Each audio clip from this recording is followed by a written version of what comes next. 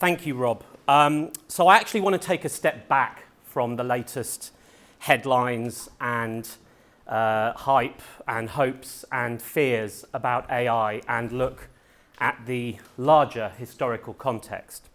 Because I think the history of computing in general and what we call AI in particular is a history of what it's thought possible for humans and indeed non-humans to know. And to explain what I mean by that, I'd like to begin by contrasting three mottos from different periods in history. And the first motto is the very inspiring Latin motto, sapere aude, which means dare to know. And nowadays, this motto can be found in the coat of arms of the University of Staffordshire in Stoke. Is there anybody here from that university or who went there? Well, if there had been, I would hope that they would feel suitably inspired by that motto. It's a motto that was originally coined by the Roman poet Horace in the 1st century BC, and then the motto was revived by Immanuel Kant in the 18th century in his essay, What is Enlightenment? And the motto ended up becoming something of a rallying cry for the age of enlightenment as a whole. Second, consider the rather less inspiring Latin motto, ignoramus et ignorabimus, which means we do not know and will not know. And this motto was coined in the 19th century by a famous German physiologist with a French name called Émile Dubois-Reymond. And as you can probably gather, Émile Dubois-Reymond was rather more pessimistic about what can be known. And so he reacted against sapere aude by saying, ignoramus et ignorabimus. Third, consider the German motto, wir müssen wissen, wir werden wissen, which means we must know, we shall know. This last motto was coined by the important German thinker David Hilbert as a rejoinder to the pessimism of Émile Dubois-Reymond. And this motto, wir müssen wissen, wir werden wissen, is actually engraved on Hilbert's tombstone in Göttingen, which you can go and visit if you're interested. Now, David Hilbert was probably the world's most prominent mathematician in the late 19th century and early 20th century. And if you Google him later, you may find a famous picture of him in which he's wearing quite a dapper, broad-brimmed hat. And that photo was taken for one of the postcards of faculty members that was sold to students at his university, because that's the sort of reverence in which intellectuals like Hilbert were held in those days. You might have a postcard of David Hilbert on your desk, looking at you, spurring you on to new heights of knowledge as you studied. And Hilbert was at the forefront of a great effort in the fields of mathematics and logic and philosophy to place human knowledge on firm and rigorous foundations via which some of the profoundest and most enduringly mysterious questions might be given clear answers. And for a sustained period in the late 19th and early 20th century, that project made great gains and yielded great insights, and the optimism of the project even survived, albeit narrowly, the great carnage and devastation that were wrought by the First World War. But then it transpired that these new foundations that were being established for human knowledge by people including David Hilbert in Göttingen and Bertrand Russell in Cambridge had weaknesses. Some intellectual torpedoes were fired during the 1930s that brought the enterprise crashing down. Fatal arguments that answered David Hilbert's motto, we must know, we shall know, by saying, actually, you can't and you won't.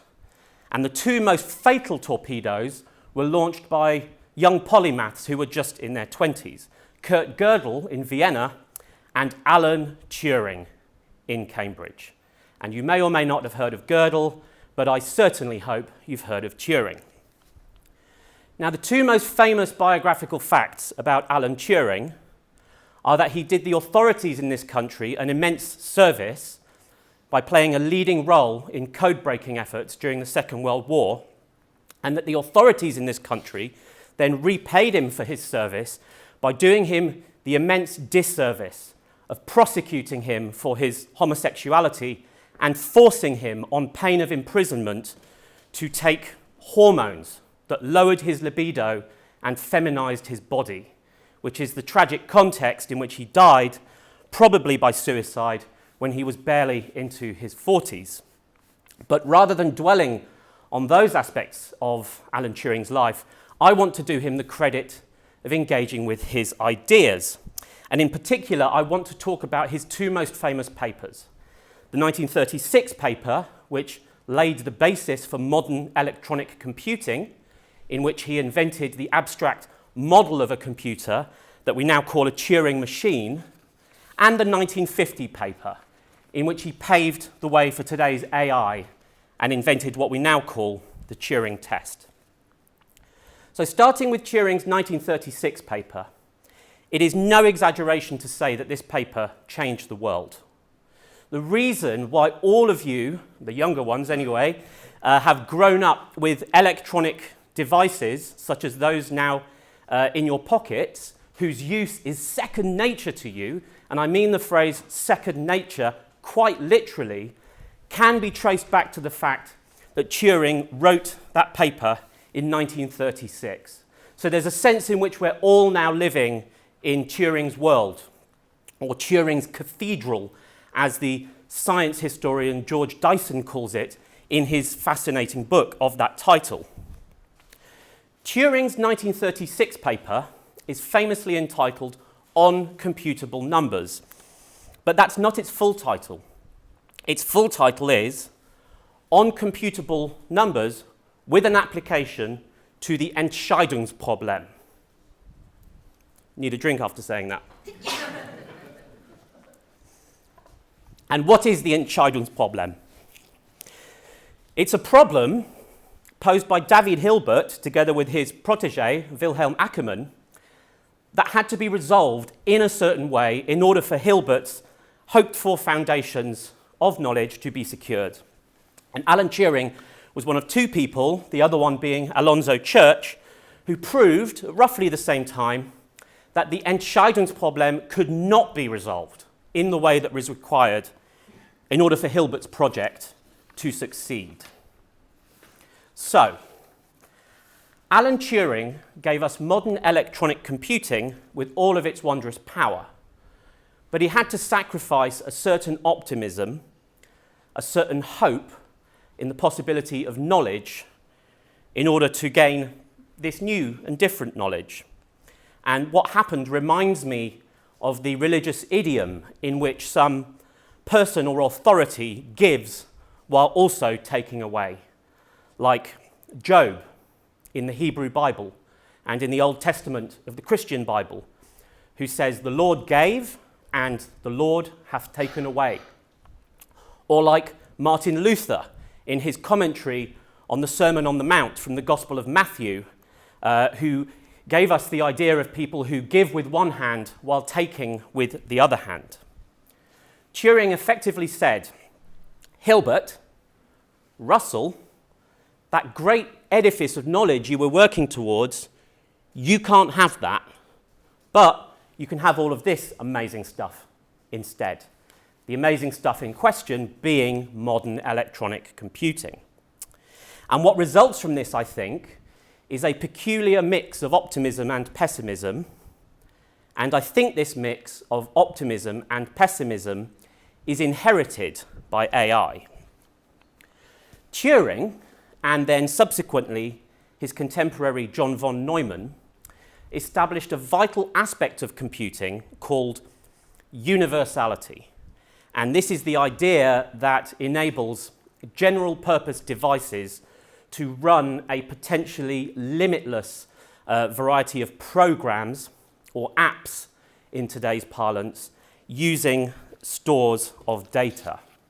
And what I think is fascinating is that while advancing this type of universality for machines, we may have lost our confidence in other ideas of universality or universalism that apply to humans.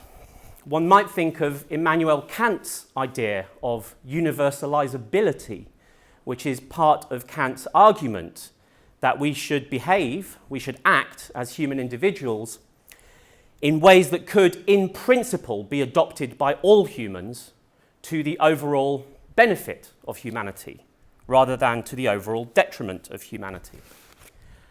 When universality becomes a word that applies to machines, rather than a word that applies to people, it's as though a whole bundle of human hopes and attributes have been transferred from us to our machines. Which brings me to Alan Turing's 1950 paper, Computing Machinery and Intelligence. And at my request, a link to the paper was included in the topic guide that was circulated to all of you ahead of this summer school, and I recommend that you read the paper for yourselves if you haven't done so already. Unlike his 1936 paper, which is quite hard going without a bit of background knowledge, Turing's 1950 paper is very accessible and readable.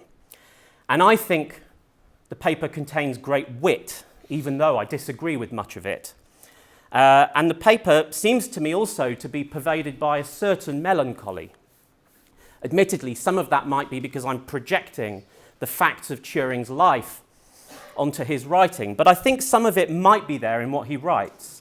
And I think it might be bound up with this curious mix of optimism and pessimism that I've mentioned. Turing opens his 1950 paper by asking, can machines think? But then, almost immediately, he replaces this question with another question along the lines of, can machines plausibly imitate humans? And I don't think we're under any obligation to accept that particular exchange of the one question for the other. I think a case can be made, and Turing concedes that a case can be made for those two questions, can machines think and can machines plausibly imitate humans, being quite separate questions, each of which deserves to be considered in its own right. And I'm not going to make that case right now. I'm interested in hearing your views and arguments on the matter. But I would urge you to reflect carefully on the so-called imitation game described by Turing, nowadays commonly known as the Turing test, in which a human interrogator has written exchanges, concurrent or consecutive written exchanges, with two unseen parties, knowing that one of these parties is a human and one of them is a machine, and having to deduce which one is which when both of them are trying to persuade the interrogator that they are in fact the human. Although in fact that's the modified form of the scenario. In his initial example, Turing actually considers, more as a parlor game than as a serious experiment, whether it would be possible for a human interrogator, having written exchanges with two unseen humans, one man and one woman, to deduce which one is the man and which one is the woman, if one of them is trying to convince the interrogator of the truth about their identity, and the other one is trying to convince the interrogator of a falsehood about their identity. I note that this is an interesting question to pose in today's circumstances. But let's park that and move on to Turing's main scenario, in which the human interrogator is exchanging written words with one unseen human, one unseen machine, and has to distinguish the one from the other. Now, the machine would be a bit different if you set up this experiment now to what it would have been in 1950, or to what it would have been in the 1960s, which is when the computer scientist Joseph Weizenbaum famously created one of the first ever chatbots, Eliza. Nowadays, instead of some great, slow, lumbering device the size of a room, the machine in the scenario would be something like OpenAI's ChatGPT or Google's barred. But Turing anticipates this.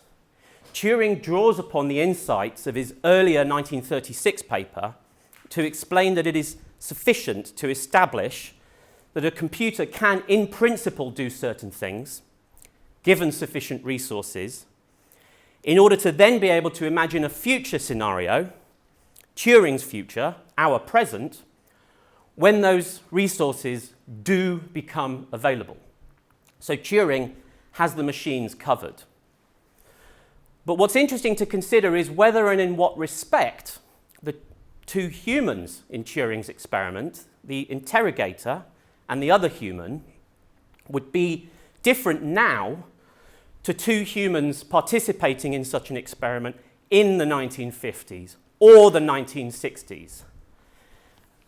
Because it seems to me that there might be an unspoken assumption about the abstract interchangeability of humans, as well as the abstract interchangeability of machines, that has been smuggled into the argument by Turing. And to be clear, I'm thinking here not so much of interchangeability across distinctions of sex or gender, but more across time, actually. And I think that whereas in computing, the terms or the concepts of interchangeability and universality become near synonymous, when we're thinking about humans, there are richer tensions and relationships between the ideas of universality and interchangeability. Turing raises a number of other interesting questions, including the question of how the idea of a machine thinking relates to the idea of a machine learning. And that has become a very important question, with machine learning becoming an important field of study and industry in its own right. Although I would question whether learning is the best word to describe what the machines are actually doing. In the same way that I would question, although I'm about 70 years too late to do so, I would question whether memory is the best word to describe a store of data that's immediately available to a machine. And in the same way that I would question whether a hallucination, in today's AI jargon, is the best word to describe ChatGPT asserting something that's badly wrong in an apparently confident manner. These seem to me to be figures of speech that have got way out of hand. Turing also considers what it means if a machine has the capacity to surprise us, which I think is a question that can yield some very interesting insights if we reflect on it in the context of today's generative AI. And I look forward to exploring all of these things with you in the discussion in a moment. But let's conclude by looking again at the larger historical context. The project embodied by David Hilbert was undermined by Kurt Gödel and Alan Turing, whose arguments proved fatal to the particular form of knowledge that Hilbert hoped to establish. I can't deny that, much as I might wish to. But I still think it's worth taking inspiration from the spirit and ambition of Hilbert and his contemporaries. I think it's worth trying to rediscover ideas of thinking, learning, intelligence, and universality that apply to humans without necessarily applying to machines. Because nowadays, I think we're in danger of replacing David Hilbert's motto, wir müssen wissen, wir werden wissen, we must know, we shall know, with es muss wissen, es wird wissen, it must know, it shall know, where the it in question is AI. Consider, for example, this edition of The Economist, which came out last month, and whose cover shows Rishi Sunak in a parody of a vintage computer advert, accompanied by the words BritGPT, how to make Britain an AI superpower. Now, admittedly, when you look at Rishi Sunak next to a computer, it is difficult to tell which one is the human and which one is the machine. But I think we need to we should think carefully about what a phrase like AI superpower really means. We should think about where autonomy and agency should be embodied and situated in this picture. In his 1950 paper, Turing says, and I quote, "By the end of the century, the use of words and general educated opinion will have altered so much that one will be able to speak of machines thinking without expecting to be contradicted." End quote. And Turing was quite correct in as much as in the 21st century, people can speak of machines thinking without expecting to be contradicted. But that particular statement is Turing making a prediction about us, not about our machines. And we still have the freedom, living freedom, to render Turing's prediction wrong, to find credible ways of contradicting those who speak of machines thinking, to demonstrate that we can actually think in ways that machines can't. It's up to us to demonstrate this. It's up to you to demonstrate this. Thank you.